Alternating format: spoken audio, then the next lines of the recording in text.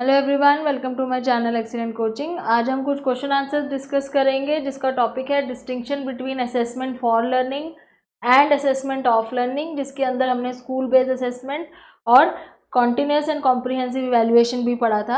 अब इससे रिलेटेड किस तरह के क्वेश्चन एग्जाम में पूछे जाते हैं वो हम यहाँ पे देखेंगे। तो पहले आपका क्वेश्चन है assessment is purposeful if. Assessment purposeful कब होगी, जब क्या होगा, इन चारों में से कौन सा ऑप्शन सही है। It induces fear and stress among the students, जब वो बच्चों में फियर और स्ट्रेस को इंड्यूस करेंगे। It serves as a feedback for the student as well as the teacher, जब एक असेसमेंट से बच्चों को या टीचर को फीडबैक मिलेगा कि कितनी लर्निंग हुई है। It is done only once at the end of year, क्या ये एक ही बार लास्ट में करेंगे तभी पर्पसफुल होगी असेसमेंट, साल के एंड में करेंगे। या कंपैरेटिव इवैल्यूएशन करेंगे, मतलब जब हम एक दूसरे के साथ बच्चों को कंपेयर करेंगे to differentiate between students achievement, कि हर बच्चे की कितनी अचीवमेंट है उसको आपस में कंपेयर करेंगे असेसमेंट के थ्रू, तब वो पर्पसिव होगी। तो मतलब एक असेसमेंट का मेन पर्पस क्या होना चाहिए, यहाँ पे बच्चों को डराने का होना चाहिए कि उनको फीडबैक देने का होना चाहिए, या लास्ट में साल के लास्ट में एक बार ही करने का होना चाहिए कि पूरा साल पढ़ा दिया लास्ट में एक बार असेसमेंट कर लो, या उनको आपस में कंपेयर करने का होना चाहिए कि कौन सा बच्चा अच्छा कर रहा है कौन सा खराब कर रहा है। तो पर्पसफुल होने के लिए असेसमेंट को बहुत ज़रूरी है कि वो एक फीडबैक की तरह सर्व करे स्टूडेंट्स के लिए भी और टीचर्स के लिए भी, ताकि स्टूडेंट्स को भी आइडिया हो कि उनको कितनी नॉलेज हो चुकी है, कितनी लर्निंग हो चुकी है और कितना इम्प्रूव करना है, और टीचर्स को भी पता चले कि जिस तरीके से वो पढ़ा रही है वो टीचिंग मेथड कहीं चेंज करने की ज़रूरत है या कोई स्ट्रैटेजी बदलने की ज़रूरत है। तो this is your answer. Next question है which one of the following is not suitable formative assessment task, मतलब अगर हम कोई फॉर्मेटिव असेसमेंट करना चाहते हैं क्लास में तो कौन सा सूटेबल टास्क नहीं है इसमें से उसके लिए। फॉर्मेटिव असेसमेंट क्या होती है, जो ड्यूरिंग टीचिंग प्रोसेस कराई जाती है, टीचिंग प्रोसेस के बीच में, इन बिटवीन प्रोसेस होती है formative assessment. During teaching process, teaching learning जो प्रोसेस होता है उसके बीच में कराई जाती है, ताकि हमें ये पता चले कि कितनी लर्निंग हो चुकी है और आगे कैसे कराना है, तो उसको फॉर्मेटिव बोलते हैं। तो जैसे कभी कभी ओपन एंडेड क्वेश्चंस पूछ लेना, बच्चों से क्लास में कुछ समझाते हुए पूछ लेते हैं बीच बीच में, या कोई प्रोजेक्ट करने के लिए दे देना ताकि ये पता चले कि बच्चों की अंडरस्टैंडिंग कितनी हुई है। ऑब्जर्वेशन करती है टीचर, ऑब्जर्व करती है पढ़ाते पढ़ाते। या रैंकिंग करना स्टूडेंट्स की, कि बच्चों को रैंक दे देना कि आप नंबर 1 हो, टॉपर हो, तुम फेलियर हो तो तुम लास्ट में आओगे। तो इसमें से कौन सी नहीं है सूटेबल, तो रैंकिंग वाला सिस्टम सूटेबल नहीं है, क्योंकि रैंकिंग नहीं दी जाती है फॉर्मेटिव में, सिर्फ इतना देखा जाता है कि आगे कैसे और इम्प्रूव किया जा सकता है। ठीक है, रैंकिंग देने का मतलब है आप सबमिटिव असेसमेंट कर रहे हो जहाँ पे आप फाइनली बच्चों को रैंक दे रहे हो, कौन फर्स्ट है, कौन सेकंड है, कौन थर्ड है, ऐसे कर। नेक्स्ट आता है the assessment of students can be use by teachers in teaching to develop insight into, तो मतलब टीचर जब बच्चों की असेसमेंट करती है तो उसका यूज़ कहाँ हो सकता है, उस असेसमेंट को टीचर कैसे यूज़ कर सकती है। तो identifying the student who need to be promoted to the higher class, क्या बच्चों को प्रमोट करने के लिए, आइडेंटिफाई करने के लिए असेसमेंट की जा सकती है। Not promoting the student who do not meet school standard, जो बच्चे स्कूल के हिसाब से अच्छे मार्क्स नहीं लाएंगे उनको प्रमोट ना करना, नॉट प्रमोटिंग, इसके लिए असेसमेंट की जाती है। Changing the teaching approach according to the learners need, हम अपने टीचिंग अप्रोच को कैसे चेंज कर सकते हैं ताकि लर्नर की जो नीड है वो पूरी हो सके, इसलिए असेसमेंट की जाती है। या creating group of bright and weak student in the class, के बच्चों के ग्रुप बना दें कि ब्राइट बच्चे अलग ग्रुप में बैठेंगे, वीक अलग। तो अगर हम पहले 3-4 ऑप्शन देखते हैं, जैसे ये वाला है कि जिससे ये पता चलता है टीचर्स को कि प्रमोट किस किस को करना है, नेक्स्ट क्लास में किस किस को पास करना है, तो असेसमेंट का ये पर्पस नहीं होता है, ये पर्पस होता है इवैल्यूएशन का। जब लास्ट में फाइनल इवैल्यूएशन होती है बच्चे की पूरा साल की, तब इवैल्यूएशन के बाद हमें पता चलता है कि कौन से बच्चे पास हो रहे हैं कौन से फेल हो रहे हैं, असेसमेंट से नहीं पता चलता। असेसमेंट का काम कुछ और होता है। और यहाँ जो बात हो रही है कि हम ये देखें कि किन बच्चों को प्रमोट नहीं करना है, यानी कि जो बच्चे फेल हो गए हैं, जो हमारे स्कूल के स्टैंडर्ड के हिसाब से परफॉर्म नहीं कर रहे हैं, या जो बच्चे फेल हो गए हैं, ये भी इवैल्यूएशन में ही किया जाता है। ब्राइट और वीक स्टूडेंट के ग्रुप बनाने की जो बात कर रहे हैं, ये एक्चुअली में it is not very ethical, ऐसा नहीं करना चाहिए, क्योंकि इससे बच्चों के अंदर अंडर कॉन्फिडेंस, जो ये वीक बच्चे होंगे इनके अंदर अंडर कॉन्फिडेंस आ जाएगा, जो ब्राइट होंगे ये ओवर कॉन्फिडेंट हो जाएंगे। थोड़ा सा डिस्क्रिमिनेशन आप कर रहे हो बच्चों के बीच में। एक्चुअली में असेसमेंट का जो मेन रोल है वो ये है कि टीचिंग करते टाइम आपको ये क्लियर हो जाए कि आपको किस तरह की टीचिंग अप्रोच यूज़ करनी है जिससे लर्नर का नीड पूरा हो सके, वो लर्नर किस तरीके से सीख पा रहा है बेटर तरीके से वो पूरा हो सके, इसलिए असेसमेंट की जाती है। और असेसमेंट और इवैल्यूएशन में डिफरेंस होता है, ये मैंने आपको समझाया था कि असेसमेंट हम पूरे साल करते हैं, शुरू से लेके एंड तक करते हैं, लेकिन जब लास्ट में सिर्फ इवैल्यूएशन हम करते हैं वो ये देखने के लिए करते हैं कि फाइनली जो हमने पूरा साल मेहनत करी उसमें कौन से बच्चे किस जगह पे हैं, कौन सी रैंक में, कौन से ऑर्डर पे हैं, वो लास्ट में किया जाता है ताकि हम बच्चों को आगे प्रमोट कर सकें या उनको सर्टिफिकेट दे सकें, जो एंड है बिल्कुल। लेकिन उससे पहले जब टीचिंग लर्निंग चल रही है तो वहाँ पे असेसमेंट्स की जाती हैं असेस करने के लिए कि क्या सीखा क्या नहीं सीखा। वहाँ हम इवैल्यूएट नहीं करते हैं उनको कि हम उनको कोई रैंक नहीं दे रहे हैं या उनको कोई लेबल नहीं दे रहे हैं, तो इसलिए असेसमेंट और इवैल्यूएशन में फ़र्क होता है। फिर है teacher collects and reads the work of the class then plans and adjust the next lesson to meet student needs. अगर कोई टीचर बच्चों से काम करवाती है क्लास में कोई, यानी कि जैसे कोई प्रोजेक्ट वर्क कराया, उसने कलेक्ट करा, चेक करा और उसने फिर अपनी प्लानिंग को थोड़ा सा एडजस्ट करा कि वो अगला जो लेसन है वो दूसरे तरीके से पढ़ाएगी, अकॉर्डिंग टू बच्चों के नीड के अकॉर्डिंग वो चेंज करेगी। मान लो पहला लेसन उसने वर्बली पढ़ाया था और उसको लगा कि बच्चों को वर्बली थोड़ा सा डाउट हो रहा है, तो मुझे इसमें कुछ एक्टिविटीज़ भी इंक्लूड करनी चाहिए ताकि बच्चों को और क्लियर हो जाए। तो उसमें उसने कुछ एक्टिविटीज़ वगैरह प्लान करी, एडजस्ट करी, तो इसका मतलब वो क्या कर रही है, वो असेसमेंट ऑफ लर्निंग कर रही है, एज लर्निंग कर रही है, फॉर लर्निंग या एट लर्निंग। सबसे पहले तो हम एलिमिनेशन करेंगे कि एट लर्निंग हमारे उसमें है ही नहीं कुछ, तो इसको तो हटा देंगे। फिर हमने देखा था कि असेसमेंट एज लर्निंग होता है जब कुछ स्टूडेंट जो है वो अपने आप से अपनी लर्निंग को चेक करते हैं, स्टूडेंट्स देमसेल्फ जब अपनी लर्निंग को चेक करते हैं तो उसको असेसमेंट एज लर्निंग बोलते हैं। अपने दोस्तों की हेल्प लेके, टीचर की हेल्प लेके अपनी खुद की असेसमेंट खुद चेक कर रहे हैं। असेसमेंट ऑफ लर्निंग क्या होता है कि कितना लर्न हुआ है, जो लास्ट में करी जाती है पढ़ाने के बाद, जिसको हम दूसरे नाम से सम्मेटिव असेसमेंट भी बोलते हैं। तो ये तो पढ़ाने के बाद होती है, इसका मतलब सब कुछ फिनिश हो चुका है, एवरीथिंग इज़ फिनिश, उसके बाद आप जो असेसमेंट कर रहे हो, फाइनल असेसमेंट कर रहे हो, वो है असेसमेंट ऑफ लर्निंग। अब यहाँ जो बात हो रही है कि अभी वो प्लानिंग कर रही है कि अभी मैंने जो पढ़ाया था वो उसमें क्या क्या चीज़ें समझ में आई और मुझे आगे क्या चीज़ें बदलने की ज़रूरत है, तो यहाँ तो अभी प्लानिंग चल रही है। तो ये है assessment for learning. Assessment for learning है कि हमें आगे लर्निंग कैसे करानी है और बेटर लर्निंग कैसे हो सकती है, उसके उसके उसको चेंज करना है या उसको आगे कैसे इम्प्रूव करना है लर्निंग को, तब जो असेसमेंट करते हैं उसको असेसमेंट फॉर लर्निंग बोलते हैं। फिर आगे है teachers who work under school based assessment. जो लोग स्कूल बेस्ड असेसमेंट में काम करते हैं are overburden as they need to take frequent test. क्या वो ओवरबर्डन होते हैं क्योंकि उन्हें हर मंडे कोई ना कोई टेस्ट लेना होता है, इसलिए ओवरबर्डन होती हैं बहुत ज़्यादा। Need to assign project work in each subject to individual students. सारे बच्चों को प्रोजेक्ट वर्क देना होता है हर सब्जेक्ट में। Observe students minutely on a daily basis to assess their values and attitude. क्या बच्चों को डेली बेसिस पे ऑब्जर्व करना होता है उनकी वैल्यूज़ और एटीट्यूड को चेक असेस करने के लिए। Feel a sense of ownership of the system, कि उनको ऐसा फील होता है कि हमारे भी ओनरशिप है सिस्टम में, हम भी अपने तरीके से बच्चों को सिखा सकते हैं। तो इनमें से जो टीचर्स स्कूल बेस्ड असेसमेंट में काम करती है उनको क्या ऐसा फील होता होगा या उनकी क्या परसेप्शन क्या है।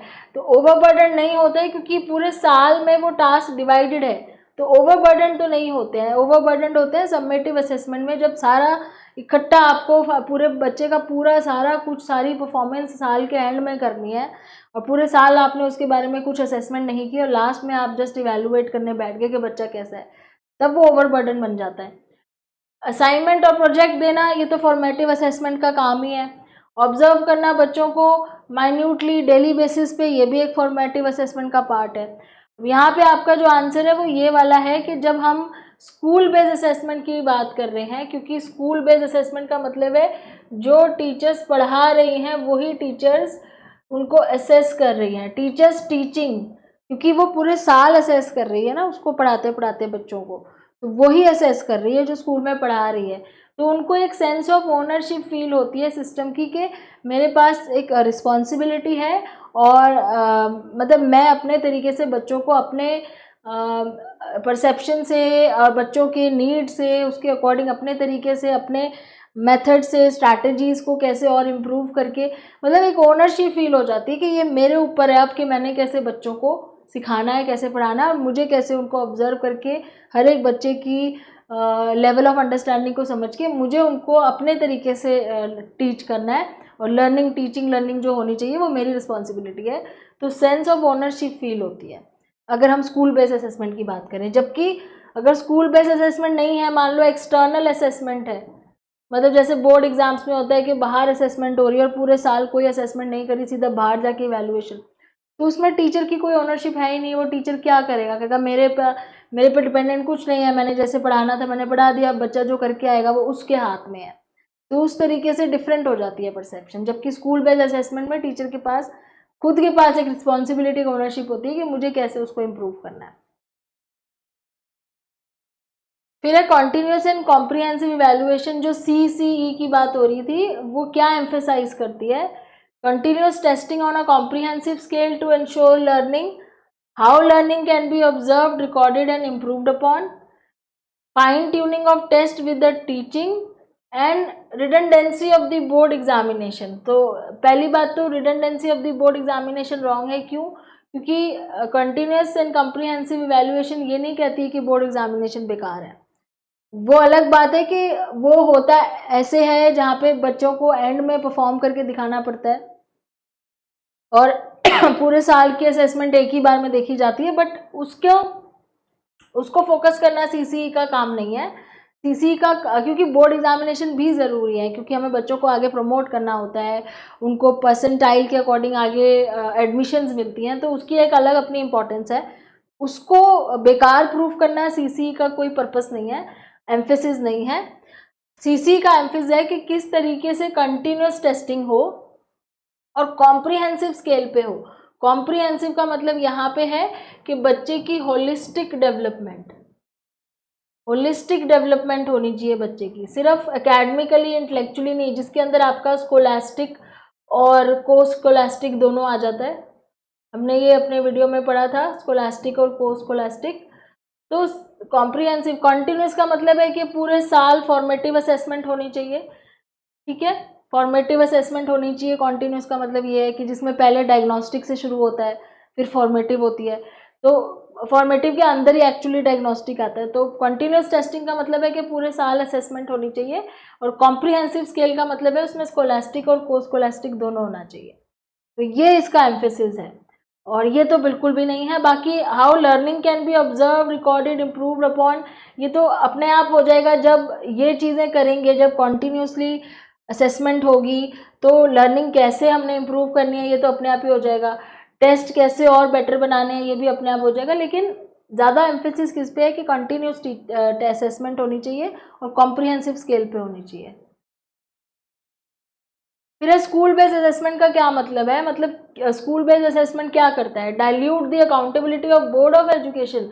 क्या उनकी अकाउंटेबिलिटी को डाइल्यूट कर रहा है, कम कर रहा है? जो बोर्ड एग्ज़ाम होते हैं उनकी अकाउंटेबिलिटी, उनकी इम्पोर्टेंस या उनका जो रिज़ल्ट है उनको डाइल्यूट कर रहा है CCE? ऐसा कुछ नहीं है। CCE उनके साथ कोई कंपैरिजन नहीं है। CCE का अलग अपना काम है, बोर्ड एग्जामिनेशन का अलग काम है। हाइंडर्स अचीविंग यूनिवर्सल नेशनल स्टैंडर्ड्स, क्या यूनिवर्सल स्टैंडर्ड्स को अचीव करने में कोई रुकावट है? ऐसा भी नहीं है।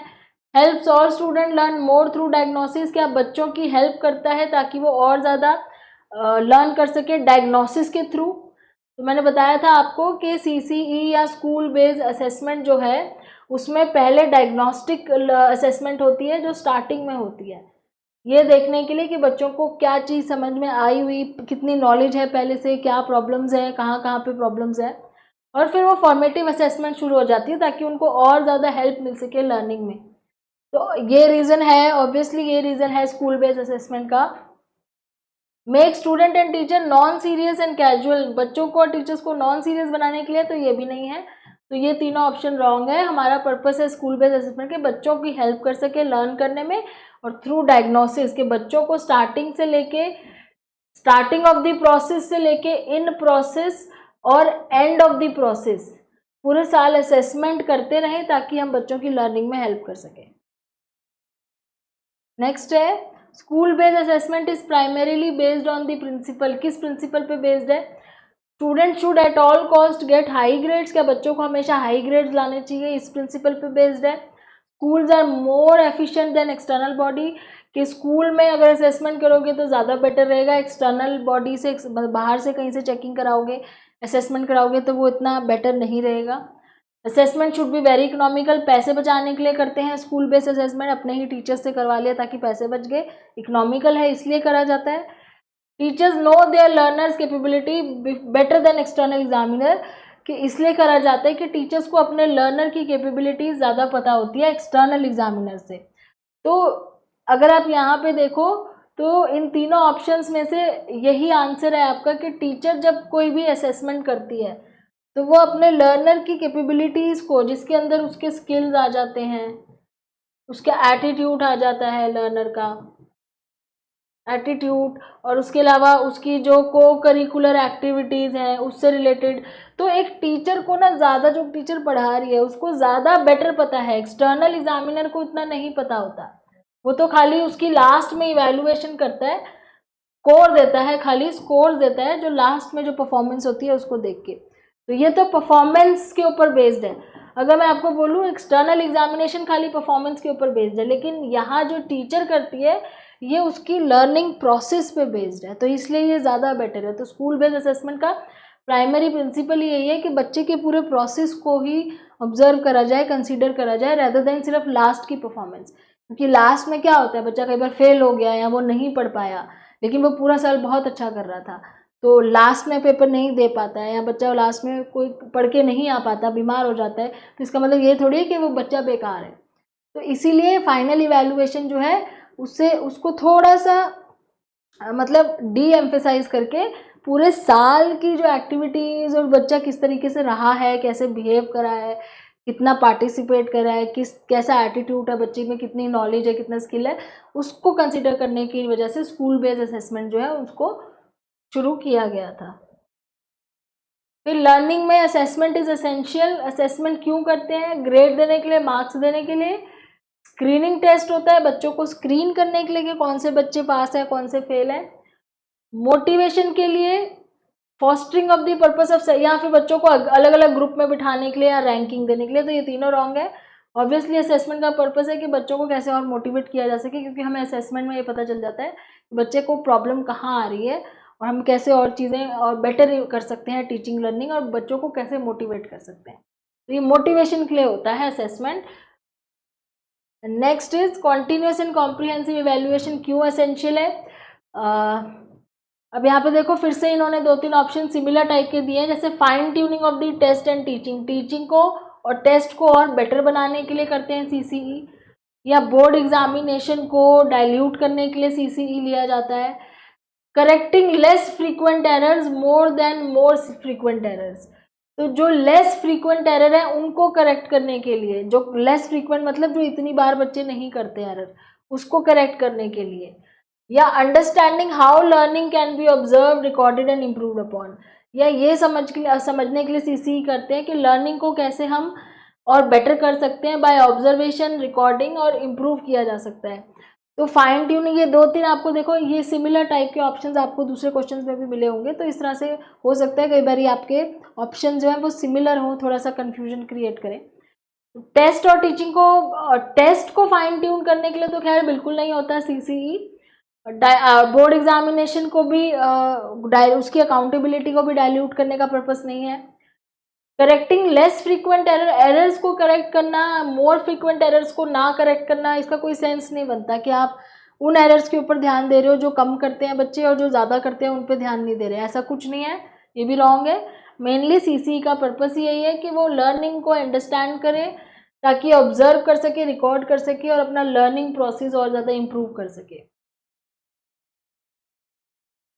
तो ये थे आपके कुछ क्वेश्चन जो एग्ज़ाम में आते हैं। इसमें आपको कोई कन्फ्यूजन बिल्कुल नहीं होनी चाहिए कि इवैल्यूएशन और असेसमेंट दोनों अलग चीज़ें होती हैं। जब हम बच्चे की पूरा साल असेसमेंट करते हैं तब हमें समझ में आता है कि बच्चे की क्या टीचिंग क्या लर्निंग हुई है उसकी और कितना आगे ज़रूरत है उसको लर्न करने की। जबकि इवैल्यूएशन लास्ट में बस उसे एक सर्टिफिकेट देने के लिए या फिर उसको प्रमोट करने के लिए इवैल्यूएशन की जाती है, जिसमें उसके पूरे साल की मेहनत का फाइनल एंड रिजल्ट निकाला जाता है। ऐसे ही स्कूल बेस्ड असेसमेंट और सीसीई भी एक ही बात है। सीसीई का मतलब है आप कंटिन्यूसली उसको असेस कर रहे हो और कॉम्प्रीहेंसिवली कर रहे हो, मतलब सारे एस्पेक्ट्स को देख रहे हो, ना कि सिर्फ अकेडमिक। उसमें उसकी को करिकुलर एक्टिविटीज़, स्कोलास्टिक, को स्कोलास्टिक दोनों आता है। और स्कूल बेस्ड असेसमेंट का मतलब है जब टीचर खुद से बच्चे की असेसमेंट कर रही है, जो पढ़ा रही है, बाहर एक्सटर्नल एग्जामिनेशन नहीं हो रहा है, जो टीचर्स पढ़ाती हैं वो खुद से कर रही है। तो स्कूल बेस्ड असेसमेंट का ही पार्ट है सीसीई, क्योंकि स्कूल में टीचर्स ही असेस करती हैं और सीसीई जो करती हैं वो टीचर्स वही करती हैं जो खुद पढ़ा रही हैं। स्कूल बेस्ड असेसमेंट के अंदर ही सीसीई आता है। एंड वो फॉर्मेटिव असेसमेंट का ही एक तरीका है कि कैसे फॉर्मेटिव असेसमेंट करी जाती है।